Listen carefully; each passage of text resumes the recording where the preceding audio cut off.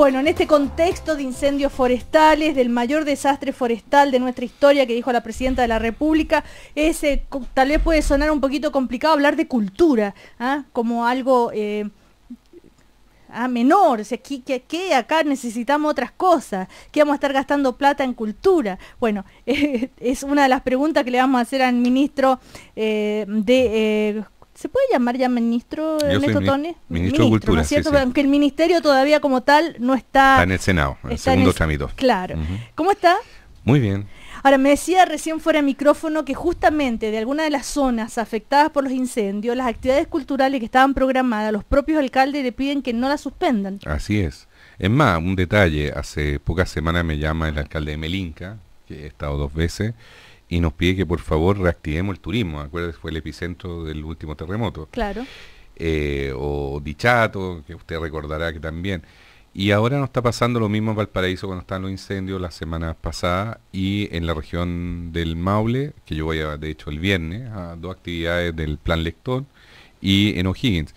Y lo que yo le decía, el tema de la cultura, bueno, un ministro de Cultura no le puede decir si es necesario seguir haciendo cultura, porque está convencido de eso, pero lo importante es de qué modo se hacen las mismas actividades con el respeto, y muchas veces además sirven como de resiliencia para las comunidades que se ven afectadas en su diario vivir con respecto a cosas trágicas como es la naturaleza. Y acá claramente, por ejemplo en caso de Valparaíso, con el alcalde decidimos que los 2 encuentros, que es el Festival de las Artes que comienza este martes, y el Rocódromo, que es el gran encuentro de rock que se hace en distintos puntos del cerro, van a servir también como un lugar de aporte de el público que venga de otras regiones para poder apoyar a la parte que el Estado no entrega, que no son las viviendas, sino lo que hay adentro de las viviendas.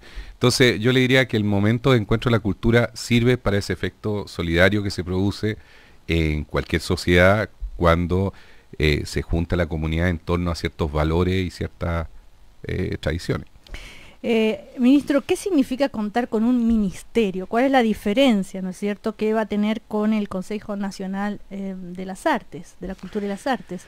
¿En qué nos vamos a dar cuenta? Mira, no lo vamos a transformar en un debate legislativo, porque si te empiezo a describir cómo es, la ciudadanía no quiere saber eso.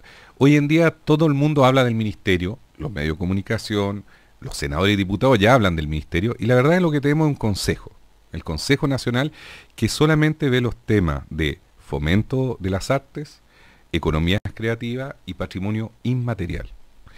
Y todo lo que se ve en patrimonio material, que son los grandes museos, bibliotecas, archivos, además del Consejo Monumento, están bajo educación. Lo que se hace en este ministerio es juntar algo que es evidentemente necesario, que son todas estas instituciones que trabajan dispersamente y algunas de ellas sin presencia regional, concentrar un esfuerzo de eficiencia y de coordinación que hoy en día lamentablemente a veces existe, otras veces no existe.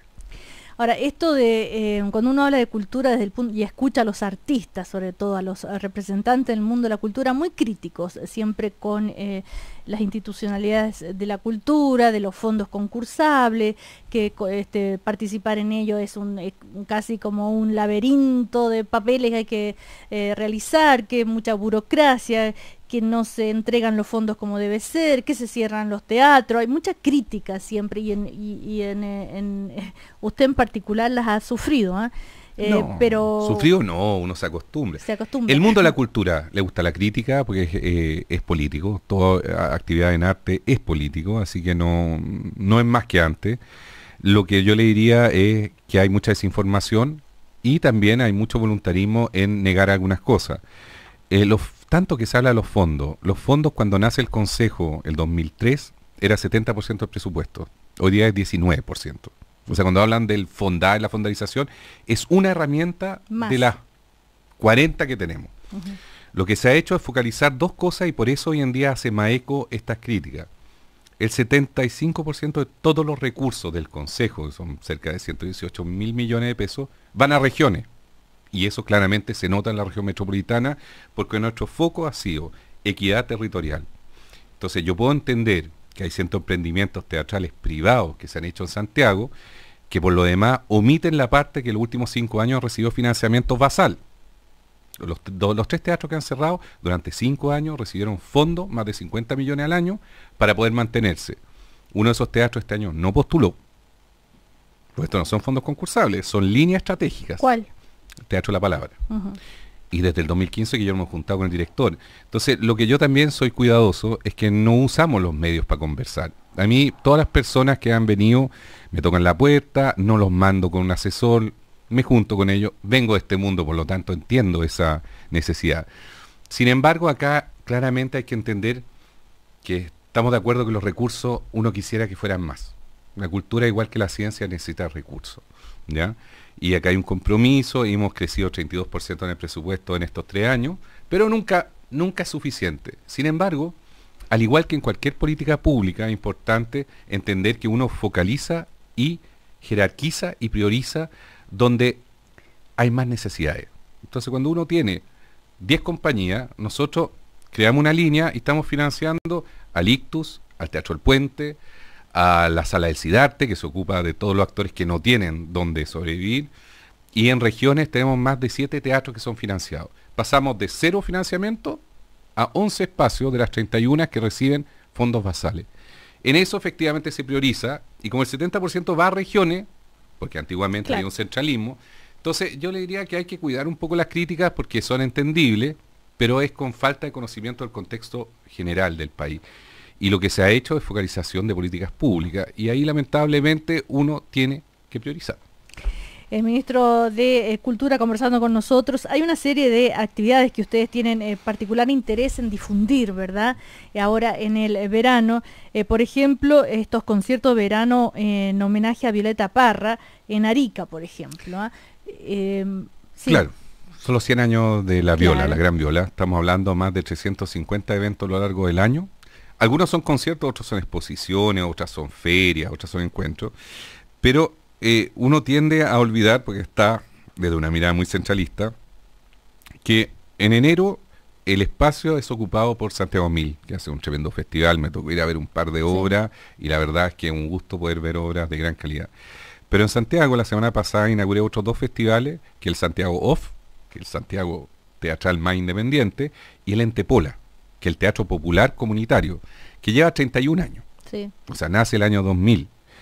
El año 90, Vuelta a Democracia, y que hoy en día es un festival que está en la periferia, en 8 comunas, desde Pudahuel en la periferia, pero eso también es replicado en todo el país, y como tal tenemos nada más que entre enero y febrero, más de 110 grandes encuentros, que tienen que ver con las identidades locales de Arica, de Iquique. En el sur está el festival de Cielo Abierto, de Punta Arenas, de Cielo Abierto. Entonces uno se encuentra con una gran cantidad, y todas las actividades le hemos pedido que hagan un esfuerzo para homenajear a esta gran mujer, gran artista que es Violeta Parra. Ahora, ¿de qué manera cuando recorre el país el ministro se encuentra o recibe gente, se valora todo esto que hace una institución desde el Estado en beneficio de la cultura, y si la ciudadanía es consciente del aporte que significa la cultura en la vida de todos nosotros? Que cuando uno se pone a imaginar qué sería de nosotros sin la música, sin el teatro, sin el cine, es impensable. Sí, yo en los últimos días he estado leyendo algunas críticas o versiones, sobre todo de pensadores que son más bien de otra posición política, en que dicen que la cultura no necesita el Estado. La verdad es que cuando uno recorre el territorio, déjeme decirle que la ciudadanía reclama que el Estado, al igual que en el tema de educación y salud, participe, no guíe, que eso es importante decir, pero que entregue herramientas. Y ahí el gran cambio que se ha producido en estos años, si uno me preguntara cuál es el gran cambio, es que se entiende por primera vez que nuestra institucionalidad no está creada para los creadores, está creada para la ciudadanía. Lo que hacemos es trabajar con los creadores para poder llegar a algo que para nosotros es fundamental, que no es el derecho a la cultura, que ya está, todo el mundo tiene derecho. Tal como usted me dice, todo el mundo tiene derecho a ponerse audífonos y escuchar música. Es el acceso equitativo a la cultura, al derecho a la cultura. Y eso es lo que nos haya estado pasando. Cuando uno recorre, se da cuenta que a nivel de infraestructura hemos crecido mucho. Estamos hablando más de 52 espacios culturales construidos en un periodo de 10 años. más los 4 teatros regionales. Sin embargo, ahí lo que tenemos son continentes. Los contenidos los pone la propia comunidad. Pero el Ministerio de Educación, de Cultura, perdón, ¿tiene una línea editorial? Es decir, ¿a quién le voy a poner dinero, recursos? ¿Hay no sé, algo político de por medio? No. ¿Cómo se define? ¿A quién apoyo? ¿A quién no? A ver, lo que tiene son líneas estratégicas de desarrollo. Algunas son sectoriales. Es decir, hoy en día lo que tenemos es un levantamiento que se hace desde las regiones y el año pasado lanzamos las 3 políticas quinquenales que van más allá de este gobierno, que son en audiovisual, en música y en el Plan Nacional de la Lectura. En julio lanzamos la de las artes visuales, arte escénica, artesanía, y en octubre lanzamos la de diseño y arquitectura. O sea, lo que estamos haciendo es construcción de necesidades de demanda. ¿Para qué? Para poder dar respuesta a través de herramientas. Hoy en día tenemos un abanico de herramientas que estamos tratando de ampliar. Herramienta es lo que usted está preguntando. ¿Cómo un centro de creación artística llega a los chicos de 7 a 15 años? A través de laboratorios, talleres que van desde la ciencia hasta la sustentabilidad. ¿Cómo tocamos el tema de la mujer de género? A través del encuentro de las mujeres que tengan mayor presencia de presentaciones. Entonces sí tenemos línea editorial.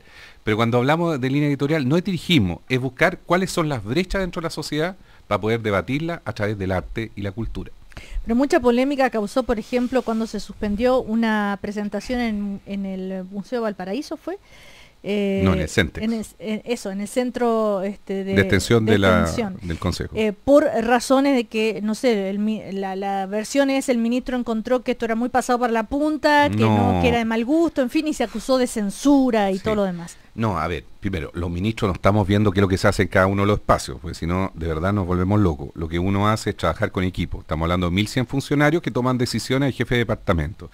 Acá era un espacio destinado a niños escolares, en donde se hizo una curatoría por una chica independiente que se contrató con esos fines y que la jefatura de turno no revisó que había una obra que obviamente no se podía exhibir a niños entre 7 y 10 años, porque cada espacio tiene líneas editoriales. Por lo tanto, lo que se ofreció es buscar un espacio alternativo para exhibir esa obra o cambiar la obra. El artista no quiso, efectivamente, tuvimos que dar la obra porque hubo un juicio, ganó el juicio y nosotros somos respetuosos de los dictámenes. En el mismo espacio, en un espacio encerrado. Claro, pero ahí no dejaron entrar a los niños. No, pues decía para mayores, pero tuvimos que proteger, o sea, acá... Pero la polémica fue... No, es que la polémica los medios lo transformaron en otra cosa. De hecho, al artista le fue muy bien, porque vendió su obra a un coleccionista, así que ahí estamos bien, digamos. Logramos el objetivo que tuviera difusión. Ahora, respecto a los meses que nos quedan, la etapa que nos queda de verano, ¿cuáles son las actividades propiciadas por el Ministerio de Cultura que hay que tener en cuenta? Bueno, están los 2 principales que se desarrollan en la región de Valparaíso, que es el Festival de las Artes, que Argentina es el país de invitado de honor. Así que vamos a tener, entre otras cosas, al nieto de Piazzolla, que es un gran músico, y muchas compañías de danza y cine argentino de los últimos 3 años. Así que va a haber un encuentro entre nuestros países hermanos en torno a la cultura que muchas veces no tenemos acceso. Son puras actividades de acceso liberado. Luego está el Rocódromo, que es el punto cúlmine de lo que es la música nacional en Valparaíso, en más de 8 escenarios. Está el WUMAT, que en Recoleta, que lo hacemos por 3er año, que esta vez es gratis, es la primera vez que es gratis, en homenaje a Violeta, y ahí tenemos la música del mundo, que tiene que ver con todo el fenómeno que se ha hablado en Chile en torno a los migrantes, que nosotros venimos trabajando a través de un programa que es migrante y que tiene que ver con la inclusión de la nueva generación de migración, que nos parece que desde la cultura ha sido puro aporte extraordinario a la sociedad chilena. Nosotros lo vemos, trabajamos talleres con las escuelas de rock, con fomento lector, y la verdad es que para Chile es un gran crecimiento la interculturalidad. Ministro, respecto a estas actividades cuando son gratuitas, evidentemente la convocatoria es mucho mayor. ¿Qué pasa en los sectores de, no sé, socioeconómicos más vulnerables? ¿Hay respuesta a los actos culturales? ¿Hay una formación hacia ello? ¿La costumbre de ir? que eso se genera también en una cuestión de la casa, de la educación que han recibido, etcétera. Creación de hábitos, sí, simplemente eso. Eso se está trabajando, hay 4 planes paralelos de creación de audiencia. Pero lo más importante que se ha producido desde el año pasado que creamos fue empezar a trabajar lo que es la cultura comunitaria.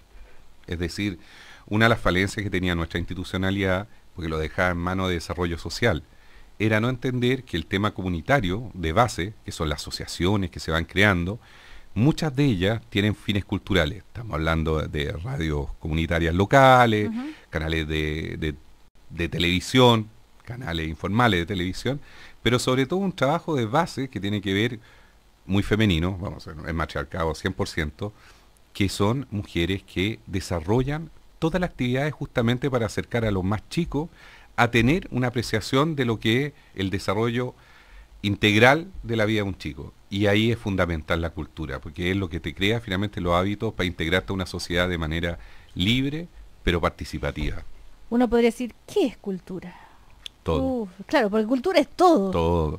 Porque uno piensa en cultura y piensa en el teatro, en que el concierto, en fin, pero cultura es todo. Cultura es por eso incluimos gastronomía el año pasado, porque obviamente es uno de los grandes temas. Pero cultura es todo, o sea, desde que yo amanezco hasta que yo me acuesto, todas las cosas que yo hago son en torno a la cultura. A ciertas cosas que son heredadas desde la familia o del sistema educacional, o simplemente son aprendidas como parte de un comportamiento social. Así que todo. Bueno, ¿y existe la cultura chilena? Existen distintas culturas en Chile, partiendo de nuestros 9 pueblos originarios, con los que estamos trabajando desde hace más de 2 años en un departamento con presencia regional, con más de 7.000 comunidades indígenas en el país. ¿Hay una cultura dominante? La europeizante aún, pero yo creo que eso está cambiando. Hoy en día tú ves en las generaciones jóvenes cómo integran cada día más lo que son las culturas de los pueblos originarios como parte identitaria, como es la cultura tradicional de raíz folclórica o de raíz tradicional, y cómo están integrando la modernidad, pero a partir de la globalización. Así que yo creo que tenemos muchas culturas y este país tiene una presencia internacional que uno lo ve en los premios que se está ganando, en las invitaciones que estamos recibiendo. Este año, en mayo, vamos a estar en el Grand Palais como país invitado a honor en una exposición que es Revelaciones, que es de artesanía con diseño, y eso es porque como país ya nos están viendo, ya no solamente a partir del cine, sino a partir de la otra expresión artística, como un país que va más allá de Neruda y Mistral. Muy bien, gracias al ministro de Cultura, Ernesto Tone, por conversar con nosotros. Que les vaya súper bien en esta temporada, en todas las actividades. Gracias. Y responsabilidad con los incendios, por favor. Chao.